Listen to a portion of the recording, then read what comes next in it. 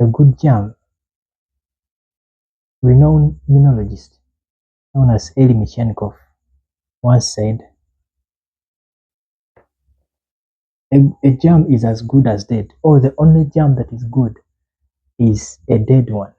Now, he was saying this because he grew up around a climate that said germs are the causes of disease. And this is what we have learned from our childhood, that germs are the causes of disease. But we will first pose a question and ask, what are these germs? What are germs? Well, how about if we change the name, and instead of calling them germs, we call them microbes? I think that changes the complexity, because this makes us to realize that microbes are everywhere. Everywhere we are, we find microbes on our skin, in our mouth, maybe armpits, in the air we breathe, in the gastrointestinal tract. We have microbes there.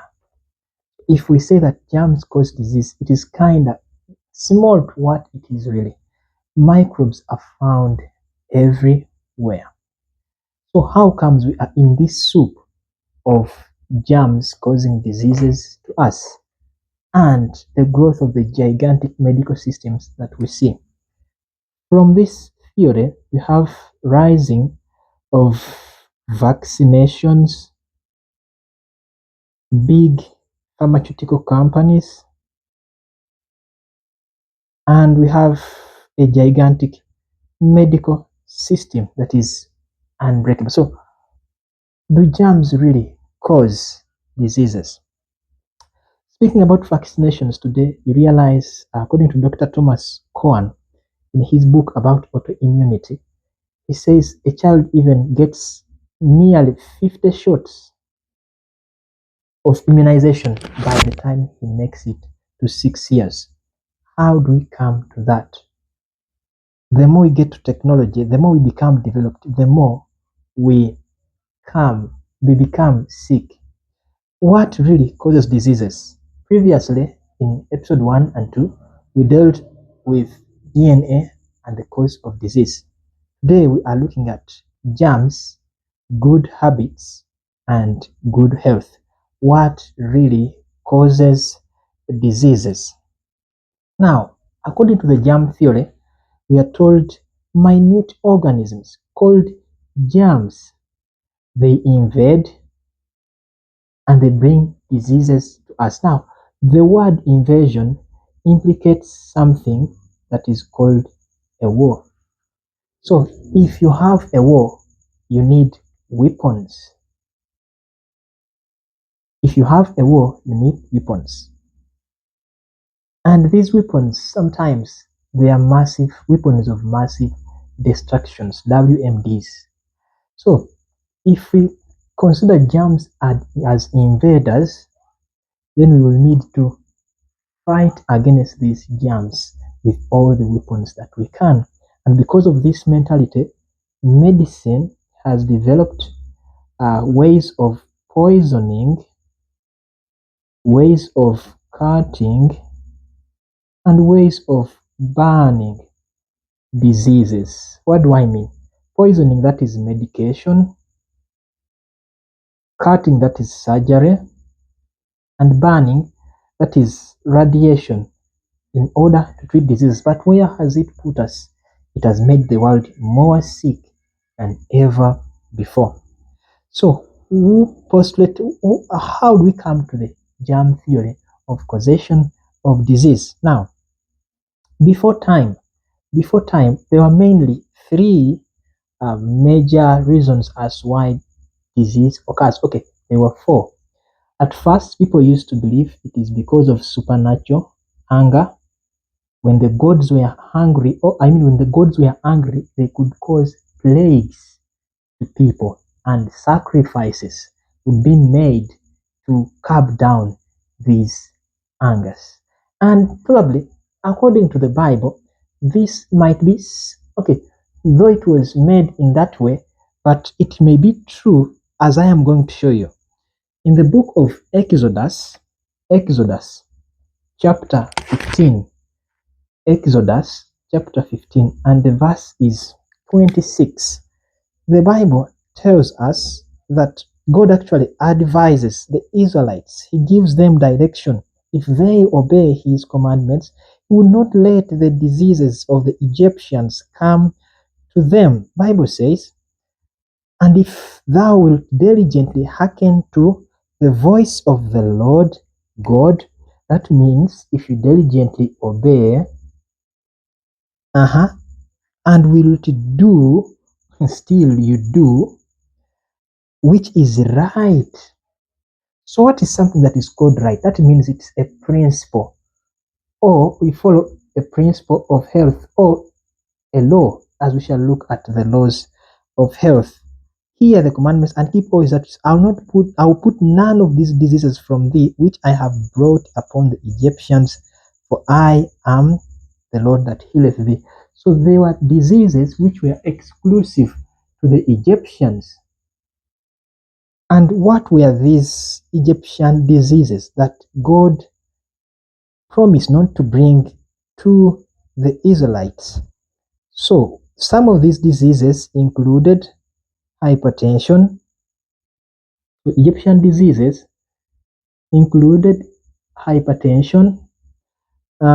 It included diseases like tuberculosis, included diseases like maybe cancers long ago, and many more lifestyle diseases that came to the Egyptians. So God promises them, if you obey, they will not come to you. So one reason as to why we get diseases, because we have not obeyed the voice of God. So as science grew up, because science, actually, let me first break this down. Another one, it was said that miasmas, a fall miasma or bad air caused diseases.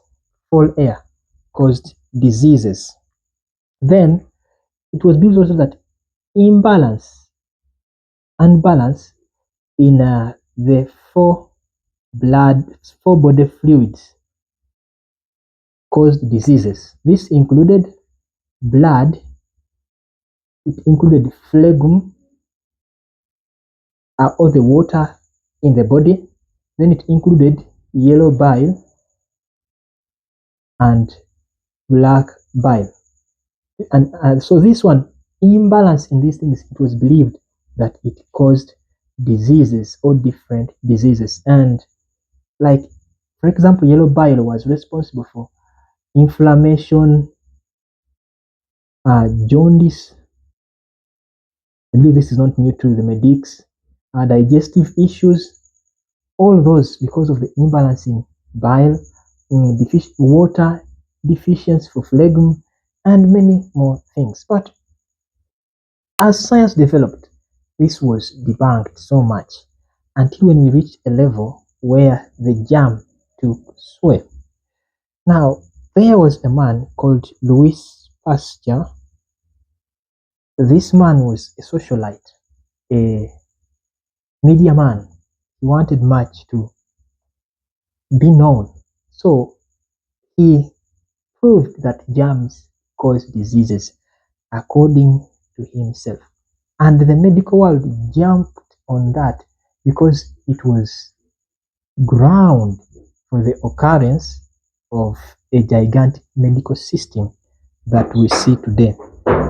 Germs cause diseases is key to the growth of a big medical system that we see today. But a contemporary of this man called Bushwamp denied this. For him, he said, they are small animalcules or microzymas which are able to grow into the gigantic so-called disease-causing organisms that we see. He said they are maintained by balance in the body, and imbalance would cause them to bring disease. So what are some of the things that would cause imbalance in these microzymas. He called them polymorphic bodies. Why he called them polymorphic bodies? Because they were able to grow from simply invisible organs which cannot be seen by the naked eye to produce spores, bacteria, fungus. So as disease occurred when tested, this is what is seen on testing: spores, bacteria, and fungus. Yet the source were the pleomorphic bodies or the microzymas which are in the body. So some factors that influence their occurrence were we have fermentation,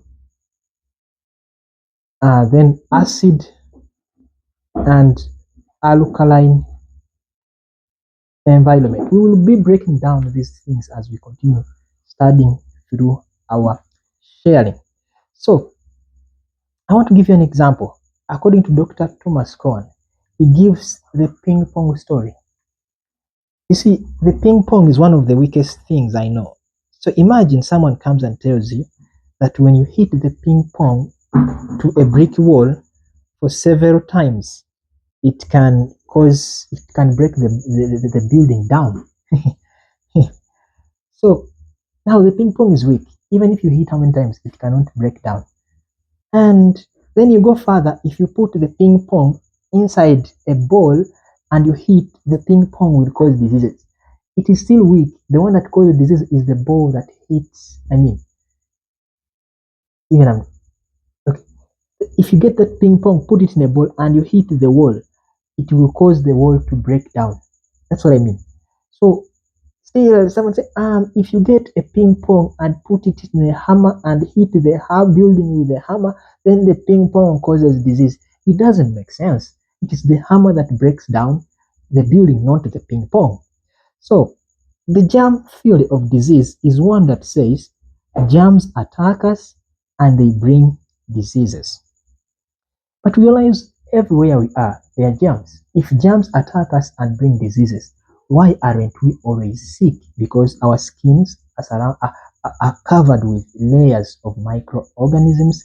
In the nose, there are layers of microorganisms. In the mouth, there are layers of microorganisms. Germs do not cause diseases. Disease is a result of breaking the laws of health. Minutes of Healing 234, paragraph 1. Then, so microbes are opportunistic organisms. They alter their purpose according to the conditions. For example, if you get a bean seed and put it in the ground, in a few minutes, or in a few days, it will grow into a seedling. What does that is the help of these bacteria. So then it grows, flowering.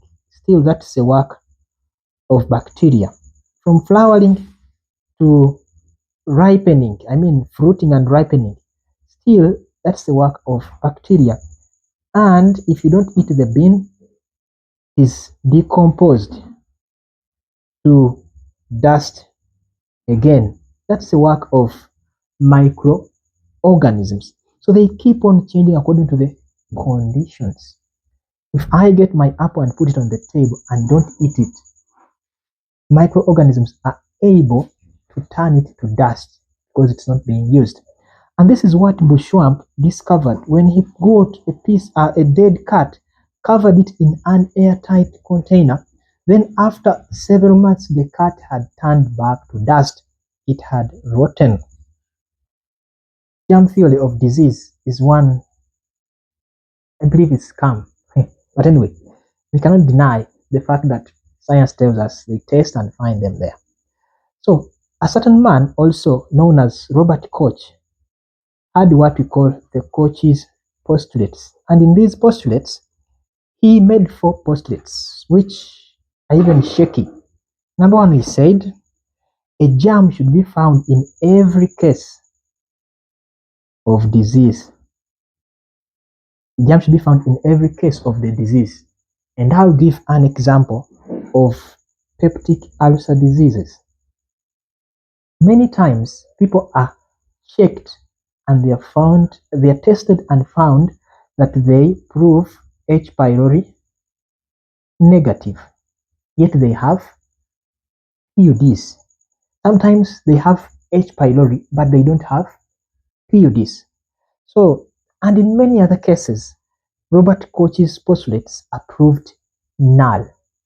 So then, in another postulate, he says the germ should not be found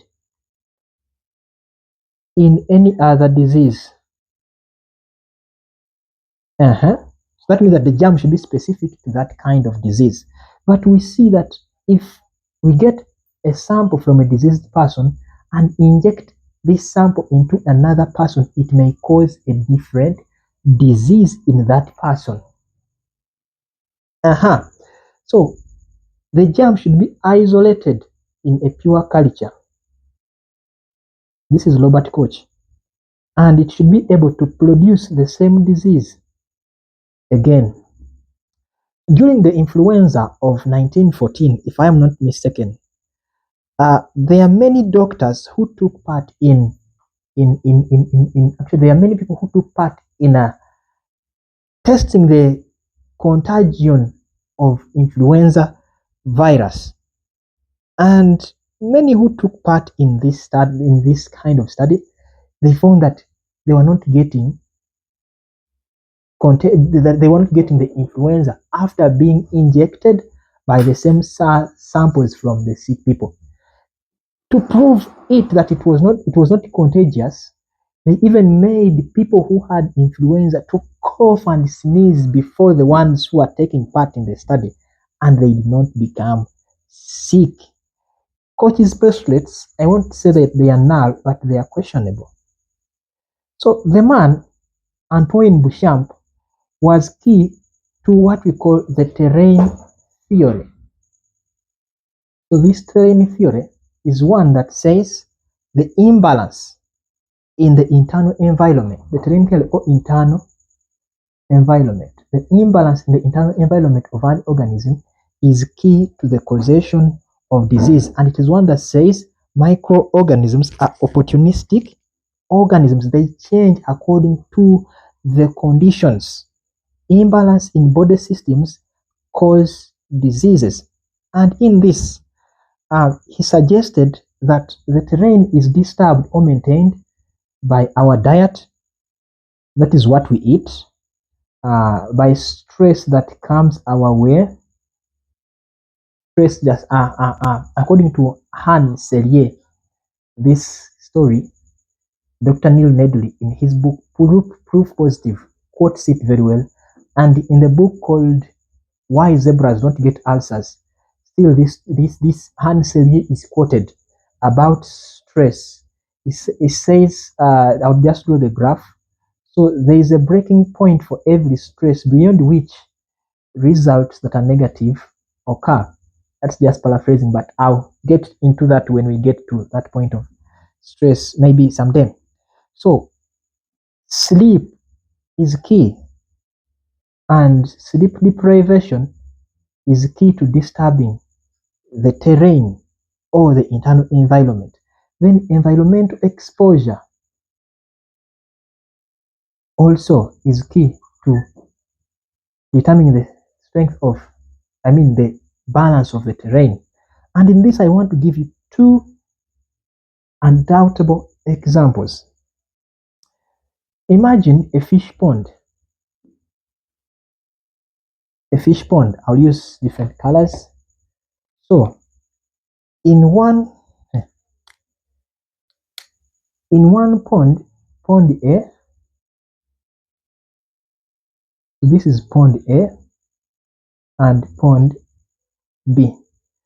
So in this pond, as the fish is there,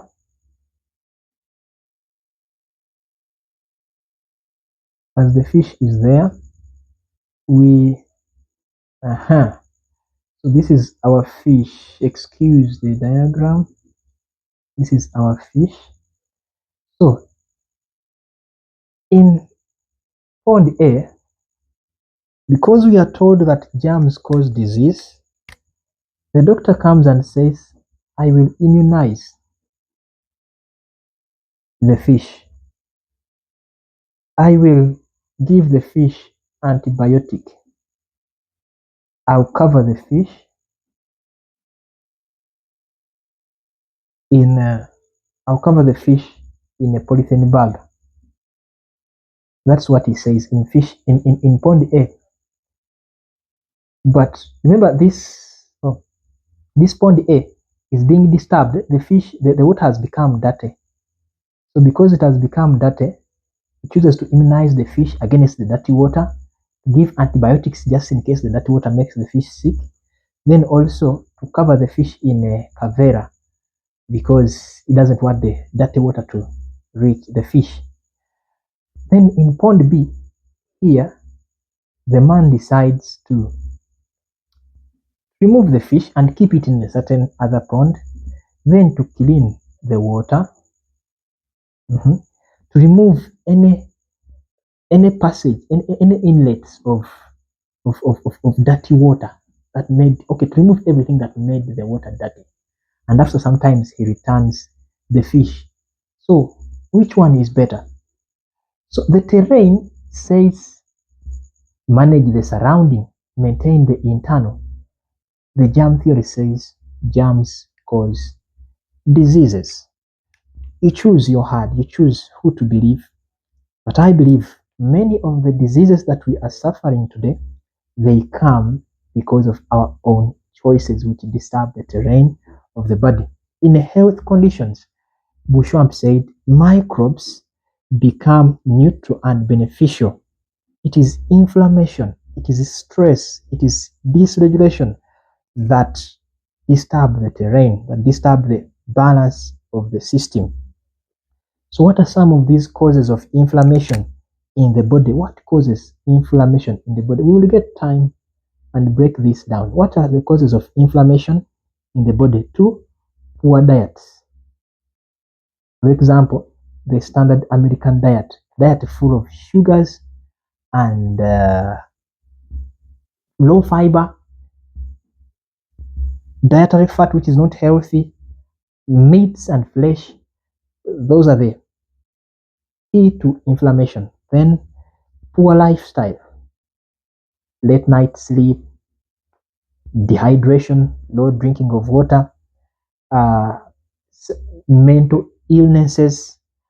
Then we have things like impure air, breathing in impure air, and many more of that. Actually, speaking about impure air or the miasmas that surround us, in the 1890s, actually 95, there's a man called George Waring, Colonel George Waring. He was from Warsaw. He came and was given an office at the municipal, and in I think it was Manhattan, maybe it was Manhattan. Sorry if I have forgotten the state. He was appointed in 1895, I think, as mayor of this city. I'll check my history, but he was appointed in a leadership place in this city. So by the time he was appointed, the death rate in the city was at 23%. And he discovered that one of the challenges of the city is cleanliness. It is reported that dirt would reach nearly to the level of the knees. Imagine the level of the knees, all that dirt. Huh? So by the time he comes on the scene, the lifespan of Americans in 1850 was 38 years. So by the time we're talking about 1890s, George Waring finds that dirtiness in this state was too much. So he dressed men with white and their boots of white. They went to the city and they cleaned the city. After cleaning the city in 1895, actually, by 1895, the death rate was 23%. But by the time he leaves office in 1897, just 2 years, Let me give you the figures clearly. In 1882, 1882 to 1894, the death rate was 26%. 1895, 23% when he has. So 1897, 1897, the death toll came to 19% after George Waring Colonel implemented his cleanliness principles in Manhattan. That clearly showed us that the dirt air was key to the diseases that were occurring in many. Now, how do we come to this foul air? Remember, it was people's choices to darten their environment. It was none of the business of microbes, it was none of the business of any other, but their own choices to darten the air. In the year 1854, there was a woman called Florence Nightingale. Now, I studied about this woman when I was doing my PhD at Institute, and I remember we even nicknamed our teacher of PhD Nightingale. So the first time I heard that name, it was wonderful, the wonders he did as far as the nursing course is concerned. But today the nurses have drifted far away from the real principles that Nightingale taught. Florence Nightingale, in his book Notes on Nursing, as he begins it, he says that disease is a reparative process of the body. It is the body's process that it uses to repair itself from the conditions that cause wear and tear on it. 1854, in a war that was in Scutari, I think it is the modern day Turkey, Florence Nightingale hears of this news from England that the people are dying at the battlefront. So he purposes to go there. Being a daughter of a rich man, he asks for help from her dad. So she asks for help from her dad, and she went there. When she reached there, she saw that the soldiers were dying more from the hospital or clinic where they were cared for than those who were dying at the battlefront. Staying at the battlefront to die of a bullet was better than coming to the hospital to be treated. So she wrote back to the press in UK asking, did we send our children to come and die in here? And Jessica Sindersach, in her book Good Germs, Bad Germs, chronicles this story of Florence Nightingale. And what Nightingale did there in the Crimean War, he did this work. After realizing why people are dying, the men could not accept the woman to get into medical business as such. So what Nightingale did, he went and did the cooking. He did housekeeping, that is cleaning. Uh, he did scavenger work, that is picking up the dirt and the rotten stuff, and he did wash woman work together with his team. They cleaned the clinic where they were treating people during that war, and in a short while, healing came back to these people. It was carved down. What did she do? She did not introduce medicines. She did not introduce anything, but she brought the principles of health back to the clinic of treatment. Cooking, housekeeping, scavenger, that is removing dirt, washwoman. Actually, I believe he removed one of the rotten animals that had died somewhere in a swamp near the treatment area. So that shows to us that disease surely is more of our own causation than the invaders that we treat as war organisms. Taking you back to George Waring, when he came, before he came, in 1850s, USA lifespan was 38 years. But now by 1950, when USA had acknowledged the cleanliness, uh, lifespan went up to 70 years in USA. Now I find this in Jessica Sindersach's book, Good Germs, Bad Germs. You see, the Bible says in John chapter 8, verse 32.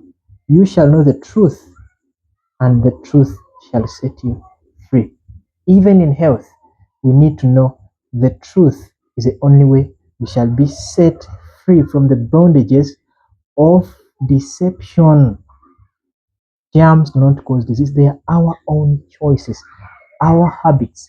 What are some of the habits that cause diseases all over us? What are some of these things that bring diseases all over us? What are these things that we do that bring diseases to us? Now, before we go to those habits, let's first break this down also. Speaking about microorganisms, did you know that there are very many microorganisms in your gastrointestinal tract?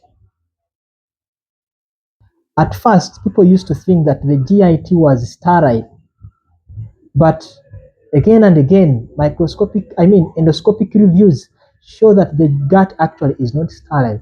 It is covered up with thousands and thousands and thousands of microorganisms, starting from the mouth to the rectum. That organ is not sterile. You have more microbes in your gut than you can even imagine. Now, these microbes are key to how our genes are exhibited. The genes we have, they are key to the functioning of the immune system. They are key to our absorption of nutrients. These microorganisms are very key. And the best unknown flora, actually science calls them normal flora. The best unknown flora is lactobacillus bacteria and acido uh, lactobacillus bacterium and bifidobacterium. They are the common known normal flora. Now, in the year 1928, coming back here, in 1928, a man called Alexander Fleming discovers something that changed the course of medicine. He had left his agar plate culture of some staph bacteria for a month as he went to his vacation. So he came back and found that his bacteria were dead. And he realized that a dust from something which was rotting came and poisoned his bacteria. On examination, he named this dust actually, this toxin that killed his bacteria, he called it penicillin, which comes from penicillium. So penicillium is the microorganism that gives us penicillin. Now he was able to find that, and by the year 1945, science was able to isolate the first antibiotics that were injected and used among people. And when they got the antibiotics, they called them the magic pills. No wonder every time the doctor wonders what is suffering the patient, he gives antibiotics. Let us break the word antibiotics down. Antibiotics. Ant means against. Antibiotics is just coming from bios, which means life. That is against life. So what kills a microorganisms on microorganism level is able to damage even a full human being. And worst of all, we have broad and specific antibiotics, of which broad antibiotics, they are the commonly used ones. They destroy not only the so-called germs, but they destroy also the normal flora that would be good for us. The normal flora that works for our genes, immune system, absorption, and many functions, synthesis of vitamins. The microorganisms, which are broad spectrum the antibiotics, which are broad spectrum antibiotics, end up destroying this normal flora. That leaves us with tragedy. So many times, after people have gotten multiple treatments with antibiotics, they exhibit conditions that are worse than even the disease they were treating. Sometimes they have what we call Clostridium, uh, Clostridium difficile infestation. Now, this is among the microorganisms that reside in our gut. But as antibiotics kill the bad germs, so to speak, it is so hard to call them. It kills even the good germs, I mean the good microorganisms. Now, when the good microorganisms are destroyed, it gives room for Clostridium difficile to grow and cause havoc in human beings. It has severe effects on the human being. When we get time, we shall deal with the effects of Clostridium difficile on the human body, or signs and symptoms of Clostridium difficile infestation in us. So why do we need all this? Remember, we said, my people are perishing, from Hosea chapter 4 verse 6, because of lack of knowledge. But when the knowledge comes, we welcome it, eat on it, and follow it. So this history, from the discovery of penicillium or penicillin down to the production of the first antibiotics, we have seen a rise of many antibiotics in the world, and today people are suffering. People are suffering the results of overuse and misuse of antibiotic drugs. What am I saying?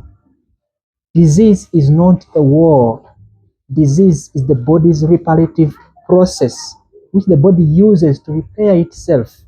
In Ministry of Healing, page 127, paragraph 1, the woman says disease does not come without a cause. So always we should be ready to identify what the cause is. What is the cause of all these diseases? We shall meet in the next one as we discuss the cause of these diseases, the habits, the choices that we take that bring destruction in our life. We meet in the next one.